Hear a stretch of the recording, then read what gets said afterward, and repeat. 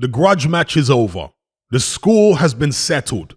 Kell Brook obliterates Amir Khan in 6 one-sided rounds. And yes, this was a one-sided fight. Never mind what the Sky commentary team was saying during the fight, trying to hype it up. No, this was a one-sided affair. Now, you can weigh up the pros and cons of both fighters. Amir Khan's speed, Kell Brook's power and strength, Amir Khan's extra experience at the highest level, Kell Brook's natural size and timing and what have you. But ultimately, the reason the fight turned out to be as one-sided as it did is because of that age-old problem with Amir Khan, the career-long problem, his chin. Everything that Kell Brook was landing was hurting Khan.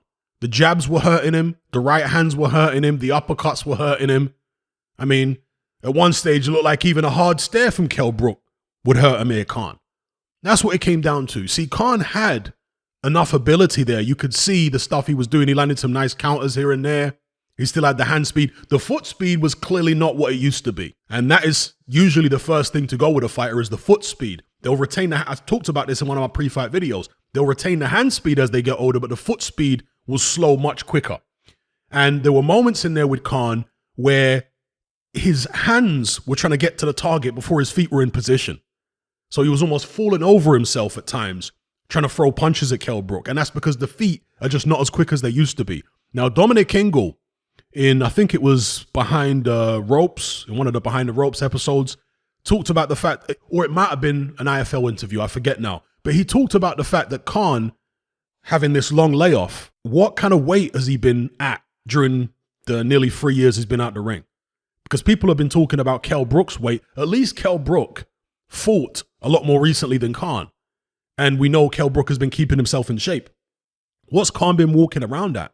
So that's obviously not going to help either. The fact that, yeah, he's got himself into shape for this fight, but for the longest time over the past, whatever it is, nearly 3 years, Khan's been way above 147 pounds. So it might have been just as difficult for Khan to get down to weight, even though he's the naturally smaller man. It might have been just as difficult for him to get down to weight as it was for Brook, perhaps even more so. I mean, when I saw them at the weigh-in, to me, Khan looked more gaunt than Kell Brook did. Brook still looked tight, obviously, but Khan looked more gaunt to me. And again, that's not down to the fact that he's, a bigger guy than Brook, because he's not. Brook is the bigger guy. But it's down to the fact, perhaps, that Amir Khan hasn't been at 147 for so long. Brook has got down to that weight more recently. So anyway, the way the fight turned out, like I say, anything that Kell Brook landed clean, in the first round, he landed a solid jab. And look, Kell Brook has got a good jab, a powerful jab. He's dropped people with that jab before. Didn't he drop that? What was the guy called? Was it DeLuca, his name? I forget his name now. But he dropped that guy with a jab. So Kell Brook's always had a real powerful jab. But here against Khan, I mean, I've seen Brook land better jabs than that, but it was enough to put Khan on those Bambi legs in the first round. And there was an air of desperation from the beginning with Khan.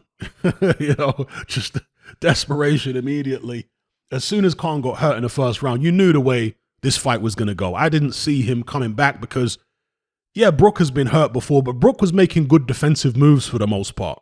He was reading what Khan was doing, and when Khan would come in with the fast shots, Brook would dip down and to his right, to avoid the Amir Khan right hand. He did get clipped with a few Amir Khan left hooks, and he did get caught with 1 or 2 right hands, but for the most part, Kell Brook's defensive move, where he would dip down and lean to his right, that was actually working quite well. And that was able to deflect Khan and able to throw Khan's timing off, because again, Khan was rushing in, but his feet wouldn't carry him as fast as his mind and his hands wanted him to. So he was falling short. And again, Brook was just able to dip low and get away from those shots. And then he maintained his poise. Brook has always had good poise, maintained his poise, stuck on the end of a jab. There was a moment, I want to say around the third round, second, third, fourth round, when Brook was headhunting a lot and he really needed to get back on his jab. But ultimately it was academic because he knew that as soon as he lands anything solid on Khan, Khan's gone.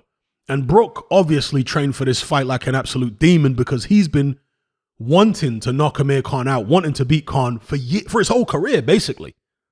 So he may have trained harder for this fight. In fact, he probably did train harder for this fight than he did for Terence Crawford, even though the Crawford fight's a bigger fight in terms of legacy. And obviously there's a world title and he's in against a better fighter than Khan. But yeah, there was no chance of Brook getting tired, basically.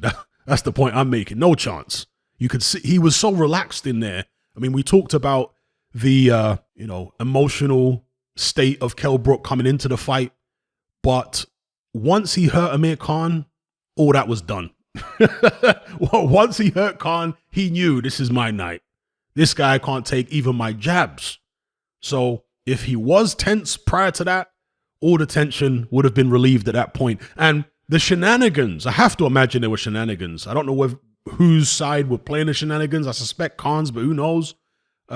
Maybe it was actually Brook's side, because didn't they look at the contract? But Kell Brook came into the ring wearing fly gloves when they were apparently contracted to wear Grant gloves. Now, why would you do that? You didn't look at the contract? And they had to actually cut the gloves off and re-glove in the ring. I've never seen that before. At least not, back in the 70s, they used to glove up in the ring. In the 60s and 70s. But I've never seen anything like that. I've seen people have their gloves replaced because the glove has been split or whatever. But I can't recall from the 90s onwards ever seeing somebody have to change gloves before a fight in the ring. Very, very unusual thing to see. So it was either Brook's team, playing some funny games there, or Khan's team. I don't know. But either way, it was academic. It didn't matter. Kell Brook was just far too powerful for Khan. He was timing him with the right hand, of course. And you know what? Khan took the shots better the longer the fight went on, which does tend to happen. I think he was quite nervous in the first round. You got that nervous energy. And when you get hit with a shot and you're not warmed up yet, it can hurt you a lot more. So as the fight progressed, he was taking Kell Brook's right hands and whatever better, but they were still hurting him. They were still putting him on rubbery legs, and he was still having to move around and survive. It was a desperate, desperate situation for Khan. We've seen him in those situations so many times before. And then in the sixth round, Khan was catching a beating again. I think it was another jab. Was it another jab that hurt Khan at the start of the sixth? Kell Brook started putting it on him, and I was screaming at the time, no, they got to stop the fight. They got to stop the fight. Khan can't keep taking a beating like this. It's dangerous. And he wasn't going to quit in this fight. Obviously, he quit against Terence Crawford, but there was more in this fight for Khan. He really wanted to beat Kell Brook. He really wanted bragging rights, being classed as the top welterweight in the UK. This is a rivalry that goes back many, many years. He desperately, desperately wanted to win here. So he weren't going to quit. And therefore, you need a referee. You need a corner to save this guy from himself. And the referee did absolutely the right thing by pulling him out, stopping the fight. It was a TKO for Kell Brook. So congratulations, Kell Brook.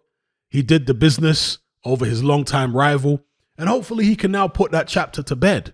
Does Kell Brook have much more left in him? I guess from this point, they're going to start talking about the Conor Benn fight. And perhaps Kell Brook will be interested in that. Off the back of the Khan thing, going in there against Conor Benn, maybe if they can pay Kell Brook the kind of money he wants, A-side money, and give Conor Benn B-side money, then maybe Kell Brook will entertain it. If not, then perhaps Brook will look for somebody else, maybe world level, because really, he barely broke a sweat in this fight. He maybe got a little bit of a swelling on his eye, and obviously you got to watch those eyes with Kell Brook, because yes, he's got metal plates in him, but people, I think, overlook the fact that it's not just the injury itself that you have to be mindful of. Kell Brook's had 2 injured eye sockets. It's the surgery which causes trauma as well. So even though the surgery might hold your eye socket together, often when people have surgeries like that, they have to take medication, like anti-inflammatories and what am I thinking of now? Anti-inflammatories and like penicillin, antibiotics and stuff like that to prevent infection and swelling and all that kind of business. So having metal plates inserted in the bone around your eye, obviously that's not natural, right? So it can be a tender area, even though your bone's being held together. So yeah, and I don't know if the metal plates stay in there permanently, do they? Perhaps they do, I don't know. But that's something obviously Kell Brook is going to have to be careful of moving forward. The eyes might have a tendency to swell up. Perhaps it hurts more when he gets hit on the eye now. I don't know. For those of you who have never boxed before, getting hit in the face doesn't usually hurt. Right? A lot of people who never box, whenever I'd meet people, especially girls, oh, what's it like getting punched? Does it hurt? It must hurt. No, it actually doesn't hurt. When you first start boxing as a kid, as a novice, you get punched in the nose and your eyes water up and you might get a bloody nose. But that goes quickly. You know, your nose becomes basically numb. You know, I don't know what happens to the nerves in there, but they all get pretty much obliterated. And your nose just feels like any other part of your face. It doesn't particularly hurt when you get punched in the nose. So, yeah, normally when you get hit, it's just like a weird jolting feeling. That's the way getting punched in the face feels. But when you get an injury on your face, that's when pain comes into it. Like if you have a fracture somewhere, if you've got a bad swelling, if you've got a cut, then it can start hurting when you get hit on there. And so perhaps it hurts when Kell Brook gets hit on those eyes. I don't know. Never had a fractured eye socket with metal plates in it. I don't know how it feels. Maybe when he got hit by Terence Crawford in the eye by that right jab, it felt like, I don't know, a jolt of lightning going through his optic nerve and into his brain, and not the way it normally feels when you get hit in the eye. Again, I can only speculate. But yeah, point I'm making is Kell Brook might have some mileage left in him. I'm sure he'll feel good. He'll feel energized after winning a grudge match like that. Maybe he'll want smoke with, let's say, Keith Thurman. I mean, Keith Thurman's, in a similar stage of his career maybe? Perhaps Thurman's a bit fresher than Brook, who knows? Maybe he'll fancy because that's a fight Brook was calling for years. Kell Brook, Keith Thurman, or crossroads fight there. Would PBC allow Keith Thurman to take that? You know how protective they are of their more marquee names. So that's a potential. Again, there's the Conor Benn fight. And as far as Amir Khan, surely he's got to retire. He's got to retire. His chin has never been good from the beginning, but now his feet can't keep up with his hands. And when his feet can't keep up with his hands, then he's in serious trouble. He just got beat there by a guy who got stopped by Terence Crawford in 4 rounds. Just to put it in perspective, he got annihilated by a guy who got stopped by Terence Crawford in 4 rounds. That's how far Khan is away from championship level. You see it? And again, yeah, he went, whatever it was, 6 or 7 rounds with Crawford himself. But what was that, nearly 3 years ago now? So yeah, Khan surely has to retire at this point. He's done. He really was done before this, but he's certainly done now. This puts an exclamation point on the end of it. He's absolutely done. Stick a fork in him, right? So anyway, it was an enlightening spectacle. It was dramatic. I can't say it was the greatest fight in the world because, again, it was pretty one-sided. Very one-sided, actually. Khan maybe won a round in there. And there were moments where he was doing well in certain rounds, but then he'd get hurt badly and he's on the rubber legs all over again. And then you really can't give him the round after that, because he's getting destroyed and hit with all kind of power shots around his guard. So, yeah, Khan, he's got to retire. He's done. Let me know what you guys think in the comments below about the fight. Again, as it was exciting, yeah, because Khan fights are always exciting, right? You never know when he's going to get chinned, and you never know if he can pull it out the bag. But in this fight, I personally felt like after the first round, Khan's done. If Brook is hurting him that easily, it's not just the fact that he's hurting him. It's the fact that he's able to land the shots to hurt him. You see what I'm saying? The jab is usually in boxing the easiest punch to land. Not against every opponent, but against most opponents, it's the easiest punch to land. So if Kell Brook is hurting Khan with his jabs, got him on Bambi legs with his jabs, then what chance has Khan got of getting through 12 rounds with this guy? Do you know what I mean? The question was answered in the first round, and Khan wasn't able to hurt Kell Brook. So again, we were wondering if Kell Brook's punch resistance was going to be brought down sufficiently to even up the score. Because I always felt, as I said in pre-fight videos, that prime for prime, I'd always pick Kell Brook over Amir Khan.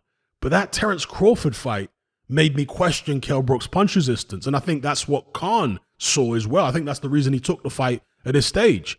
He thought that Kell Brook's punch resistance was now as poor as his. But evidently it wasn't.